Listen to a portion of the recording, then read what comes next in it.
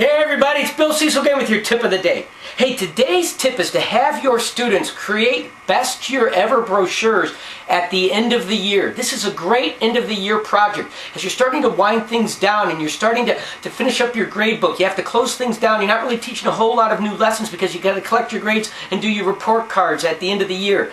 This is a great project at the end of the year on a positive note. What it does is it allows the kids kind of to reflect back on their whole year, their whole best year ever experience, and put it into a brochure form. In fact, what I do is I have them either work alone or with partners, a partner of their choice at this point, and they are working on these brochures for about a week during our free times. They're working on these right up until the very last day on their final draft. Some of them are giving them to me on their way out the door. And what I tell them is that these brochures might be used with my students for the coming up year. I might have them out in the hallway, so when they do a walkthrough, or they're coming to see what the school, at the beginning of fall when they want to come in, or at the end of the summer they want to come in and see what their locker looks like or what the room looks like when they find out they're going to have me as their teacher. These brochures could be out in the hallway. They can look at them. They can see what their year is going to be like. I might even tell them I share these when I go out and speak to other teachers about best year ever. It gives them a perspective of what my kids see best year ever as.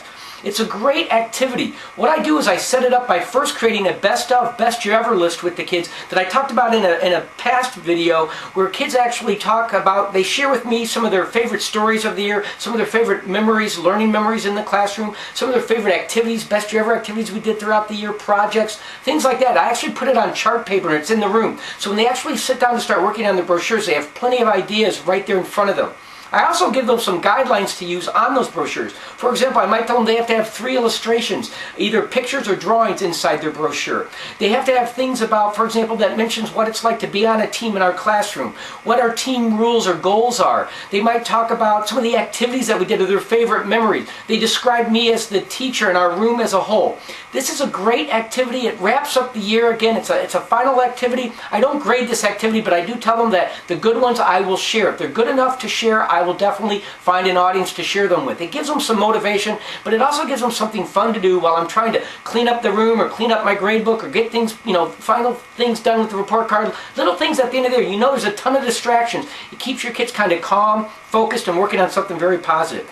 Give this a shot this year. It'll make a great activity for the kids, and it makes a great keepsake for you and to collect over the years to see what you're really doing with the kids. It's like throwing the spaghetti on the wall to see what sticks. It's a great way to find out what the kids are getting from your classroom and your experience as their teacher. Definitely give this a shot. It will make a difference. Hey, and remember, best year ever. You have the power to make it happen.